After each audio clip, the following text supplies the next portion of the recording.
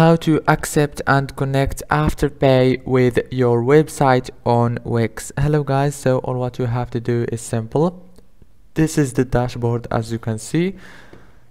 Go right here, scroll down, click settings, and it will take you to this page. Scroll down again and click on accept payments, and click here on see more payment options.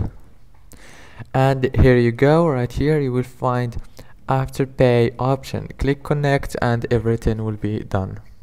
If this video was helpful, please don't forget to like and subscribe, and thank you for watching until the end. See you later.